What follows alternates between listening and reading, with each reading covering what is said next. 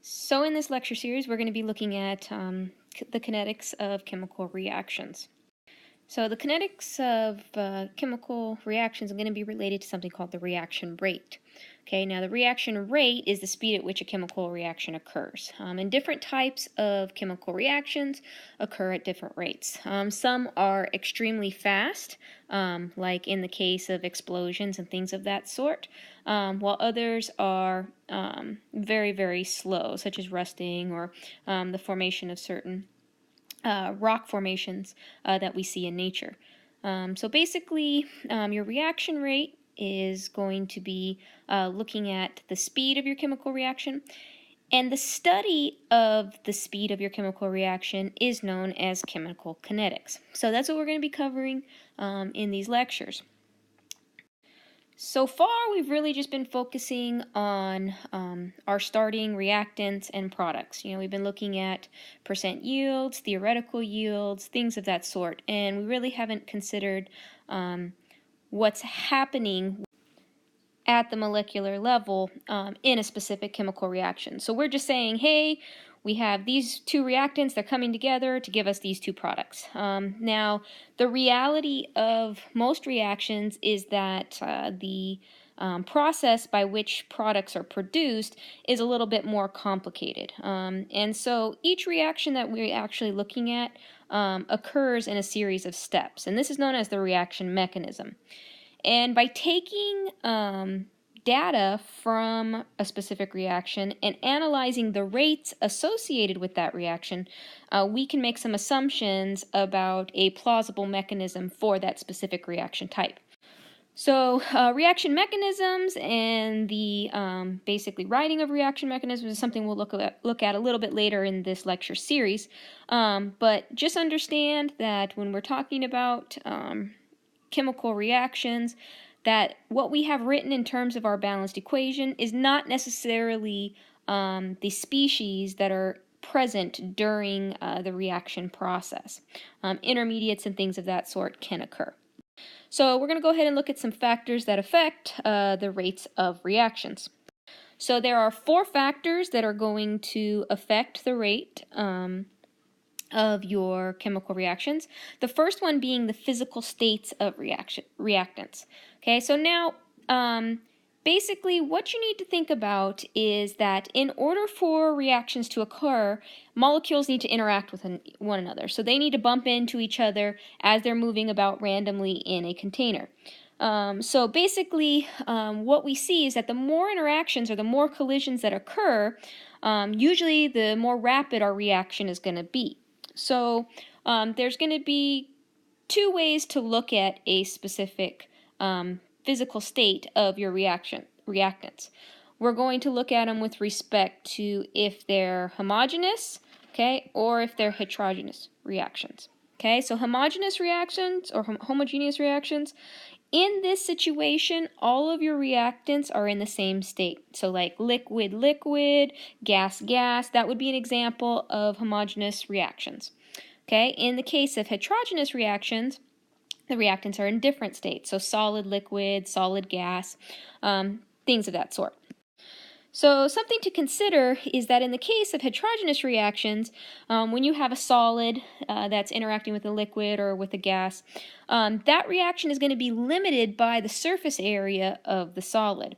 So if I have, say, a block of some solid reactant inside a container that's interacting with a liquid, I can actually alter that reaction and its rate by creating more surface area on that solid. So if I take that solid and grind it up and then put it into the liquid, I'm going to have more opportunities for collisions to occur between the solid molecules and the liquid molecules, and subsequently I'll be able to get a more rapid reaction. Okay, so basically the physical state of your reactants is going to matter. The more interactions that are able to occur between the molecules on the molecular level, the more rapid your reactions will be.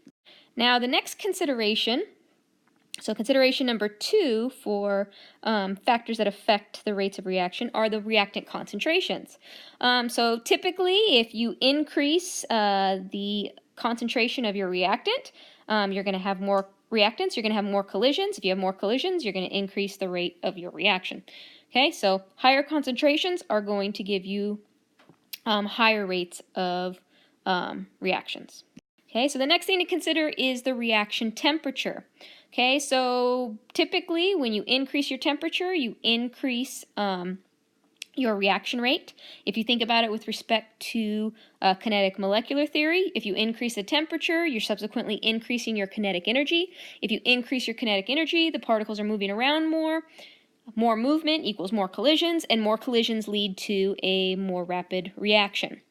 Okay, and the last factor that we're going to consider with respect to our reaction rates is the presence of a catalyst. And basically, catalysts are things that are put into a reaction that increase the reaction rate without being used up. And what needs to be considered with catalysts is that besides not being used up, they're also changing the mechanism or altering the mechanism of the reaction, which subsequently leads to the change in rate of a reaction. Okay, so enzymes in your body are examples of super powerful catalysts that work basically wonders within your body. If you look at enzymes that break down poisons that enter your bloodstream or things of that sort, what they do is they attach to those molecules that are not supposed to be in your bloodstream, and subsequently affect the interactions between that molecule and something else that's present, and can basically quickly break down the substance that doesn't belong. So other examples of catalysts are used in basically the breakdown of oil feedstocks from oil wells from under the ground, and they allow us to separate out useful pieces and less useful pieces found in crude oil, and subsequently allow us to separate out, our gasolines from our diesels, from our oils and things of that sort. Okay, so catalysts have really neat applications in both our biological lives as well as our, exterior functional lives, such as being, in our cars, driving around, and things of that sort. So, and they are really cool because they allow us to take advantage of the increase in reaction rate and subsequently, keep us safe by breaking down something that's not supposed to be in our bloodstream, or, basically making it where we can isolate useful chemicals from, reaction mixtures such as crude oil. So we'll talk more about catalysts later on. Okay, but these are the 4 factors that affect reaction rates. Now, we should probably talk about what is actually needed in order for reactions to occur. Okay, so in order for a reaction to occur, you must fulfill 2 requirements. First, the molecules have to bump into each other with enough kinetic energy in order to break bonds. So if there isn't enough energy present, basically none of the reactants will get broken apart, and if none of the reactants are broken apart, you're not going to form any products. Okay, so basically there has to be enough energy in order for reactions to occur. The second point to consider is that molecules must collide with the correct orientations. Okay, so what does that mean? That means that a molecule, when it bumps into another molecule, must be oriented in a way in which the bonds that are needing to be formed can be formed. So if we look at an example, such as the collision of, let's say, NO plus ozone, giving us NO2 and O2. Okay, so in order to get these products here, okay, the molecules of NO and O2 must collide in a way that gives you an effective collision. Okay, so an example of an effective collision in this case, okay, if the red is representing oxygen and the blue is representing nitrogen, okay, an effective collision would be represented by NO colliding with the ozone in such a way as this. Okay, so let me outline these. I know my drawings are not perfect, but hopefully you get the idea. Okay, so this is O3, right? Okay, so if these two molecules bump into each other, where this nitrogen on the NO, okay, comes into proximity with an oxygen on the ozone, they're going to be able to bump into each other in order to form a new nitrogen-oxygen bond and subsequently give us an NO2 molecule. Okay, so if these now break apart, okay, you're going to end up with an O2 molecule. Okay, so this is O2, right? Okay, and then, of course, our NO2 molecule. Okay, so this would be an example of an effective collision, right? The positioning is correct, or the positioning is sufficient. So let's go ahead and let's consider an ineffective collision. So let's go ahead and let's consider the same molecules interacting. Okay, so once again, we're looking at NO, okay, and it's going to be interacting with a molecule of ozone. Okay, so we have NO, we have O3. Okay, so in this situation, if these molecules interact, okay, in this type of direction, okay, the molecules that are going to be in proximity to each other are going to be the NO and the O3, just like we saw over on this first reaction. Okay, however, in this situation, notice that the oxygen, okay, the oxygen in the NO molecule is oriented towards the oxygen in the O3 molecule. Okay, now with that being said, the orientation of this molecule is insufficient to get a new nitrogen-oxygen bond to form. Okay, we need this molecule. Okay, there is no way that you can form a nitrogen-oxygen bond seen here, okay, if the molecules that are bumping into each other are oriented in a way in which oxygen and oxygen are pointing in the same direction and nitrogen is way over here.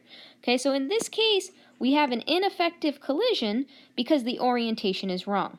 Okay, so what you need to understand is that in order for you to have an effective reaction, in order for reactions to occur, molecules have to have the right energy, so they have to collide with sufficient energy, and they must be in the correct orientation. So guys, look, structure and function is important. Writing correct Lewis structures and understanding what your physical molecule looks like is important for you to understand how these types of reactions occur.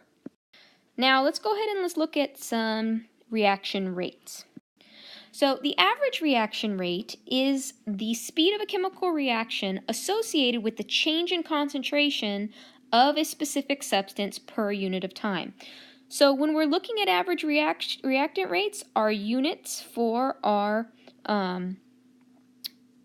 rate is going to be associated with concentration. Remember, big M is related to molarity. Okay, and per time. So usually seconds is what our rates will be given in. Sometimes it might be minutes or hours, so make sure you're paying attention to that. Okay, now the average rate of a reaction refers to a range of time in the reaction progression. Okay, so the average rate of a reaction is going to be represented by a delta symbol. So delta is the change in whatever the concentration of the substance is. Okay, so we can look at the concentration of a reactant and how it changes over time, or we can analyze and follow the concentration of a product over time. So make sure that you guys are paying attention to what it is they are asking you to look at with respect to rate. So could be a product, could be a reactant. Please don't freak out about that. Okay, so delta bracketed A means the change in concentration in molarity of a specific substance. Okay, now this is going to be divided by the change in time in that specific reaction progression. Okay, so this whole situation here, okay, that we just looked at, can be represented by what we see here. So the concentration of A at your final time, or the time that you're ending up at, okay, minus basically the initial time, or the initial concentration at a specific time, divided by time 2 minus time 1. Okay, so these data points are basically what you're going to be utilizing to calculate your average rate. Okay, now, so we're going to look at this specific example here, basically the decomposition of NO2 into NO and O2. Okay, so here are some data from this specific reaction that we just said we're going to discuss. So in this case, notice I have my time data here on the left-hand side in seconds. So at 0 seconds, 50 seconds, 100 seconds, 150 seconds. Okay, so this is my time progression. My concentration value here is going to be related to each of the individual items involved in this specific reaction. So NO2 is our reactant, NO and O2 are both products. Okay, so at time 0, I have a certain amount of my reactant and none of my products. And as the reaction progresses, notice the concentration of my reactant decreases and the concentration of my products increases, which is exactly what we would expect to see with respect to the production of products and basically the using of reactants to make those products. Okay, now if I wanted to find out the average rate of this specific reaction, I can use this data as well as the equation that we just talked about on the last slide and subsequently establish our average rate of reaction. So in this situation, they're wanting us to look at the average rate of the reaction from time 0 to time 50. Okay, so from time 0 to time 50 is basically referring to these two time progressions. So in this case, they want us to tell them the average rate of the disappearance of NO2, right? Because NO2 is decreasing in quantity because we're using it to produce the products. Okay, so in order to calculate this, we're basically going to take the difference between our two values. So where we're ending up is at the 50-second time mark. Okay, so that's going to be our T2 or our concentration 2 in both cases. So 0.0079 is the concentration of NO2. Okay, at T2, so that's the value we're going to plug in here. We subtract out the concentration of NO2 at time 1 in this case, which is 0.0100 molar of NO2. Okay, and we plug those in on the top of this equation. We then plug in our time values. T2 is 50.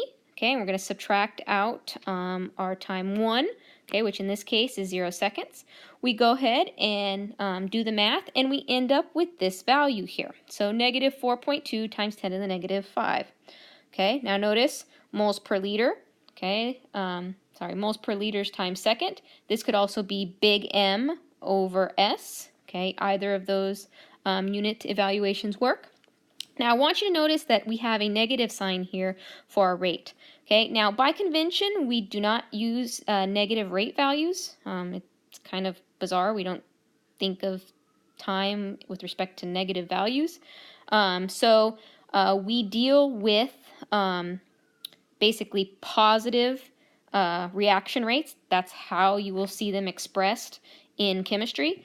So really, the rate of disappearance of NO2 is going to be represented by this formula here. Okay, so basically notice that negative sign.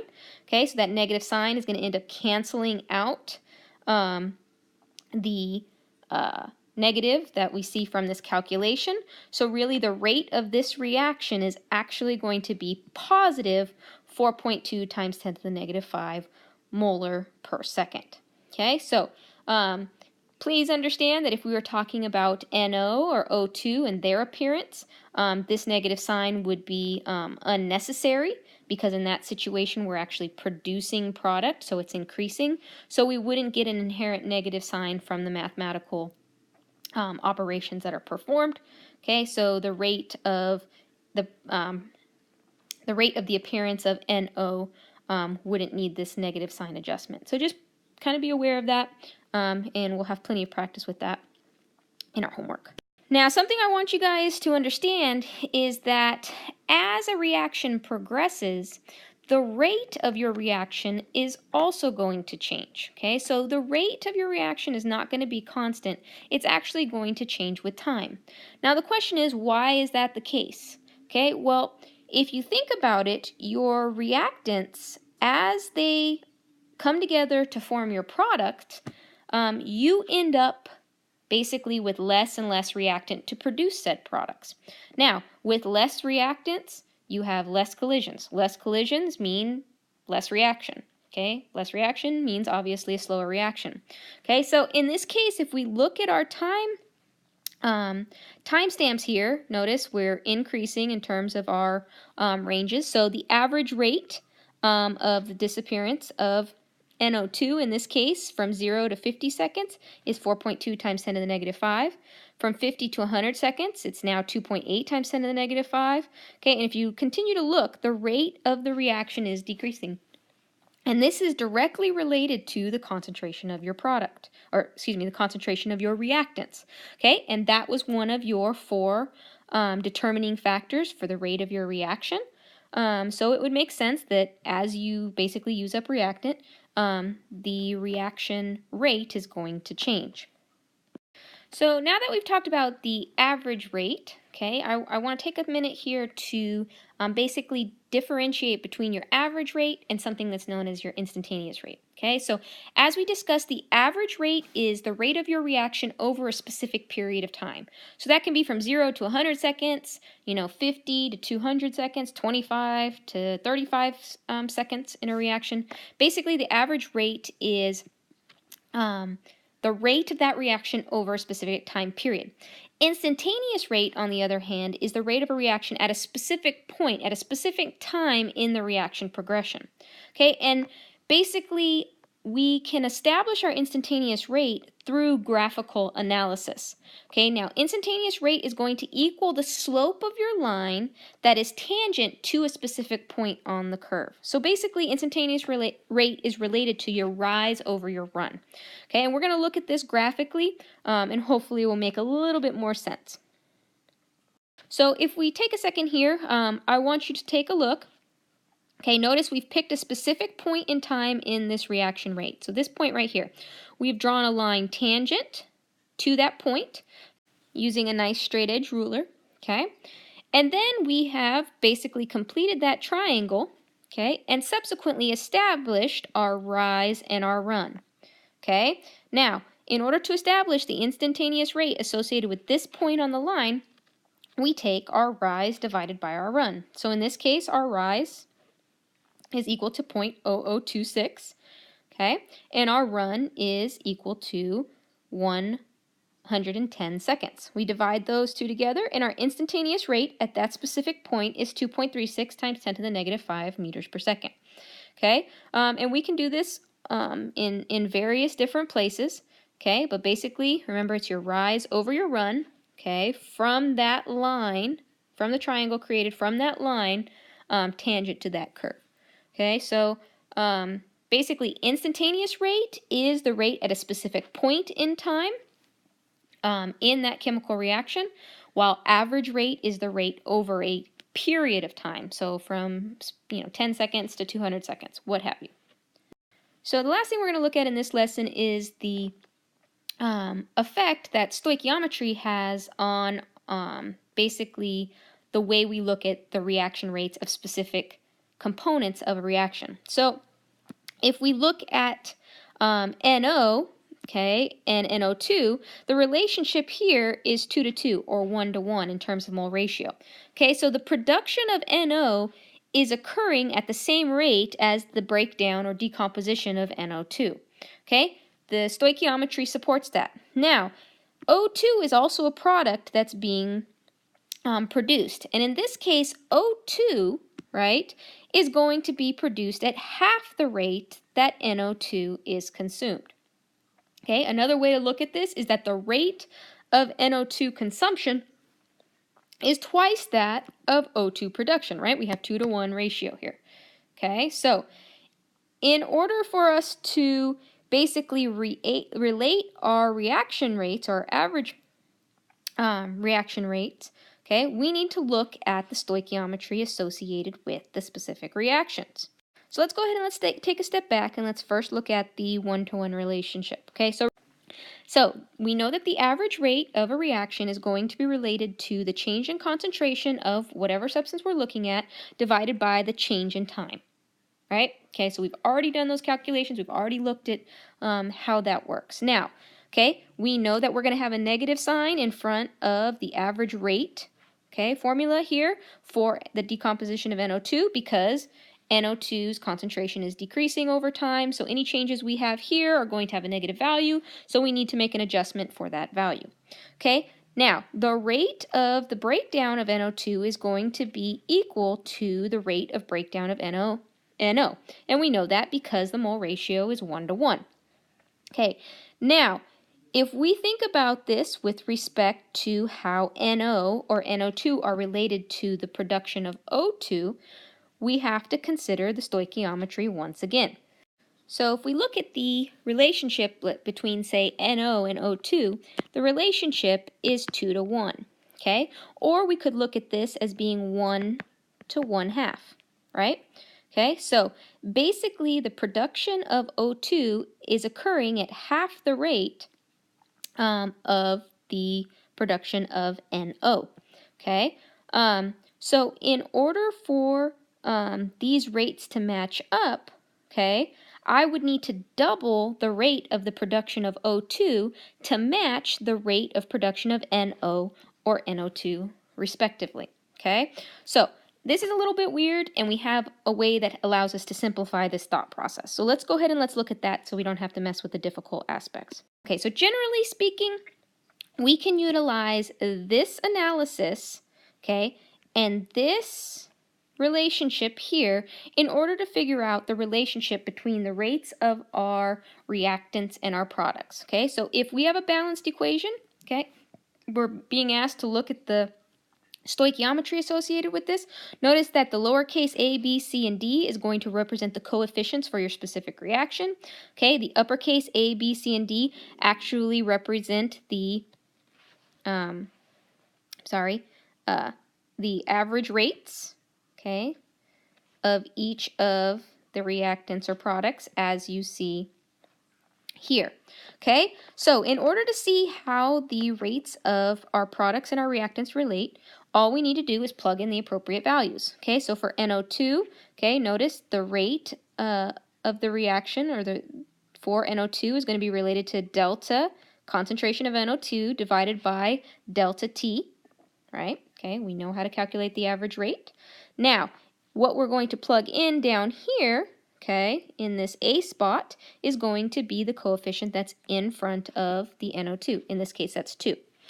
So now we've talked about our only reactant, okay, so now we're going to go on to our product side, okay? So notice what we see here, okay, with the A and B, that's referring to reactants. We're saying reactants are breaking down. Notice the negative signs, okay? So instead of using this side, okay, when we go and look at NO and O2's reaction rate, we're going to actually be using this side, okay? So notice this is for your products.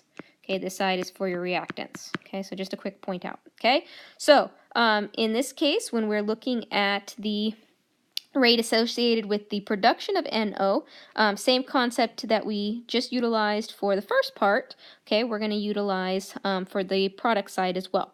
Okay, so notice the coefficient in front of the NO is 2. Okay, so that's going to be the C value that gets plugged in here. Okay, that 2 goes down there. Okay, and in that same thought process, okay, coefficient here is 1. Okay, coefficient of 1 corresponds to the D here, and you subsequently get your rate of O2.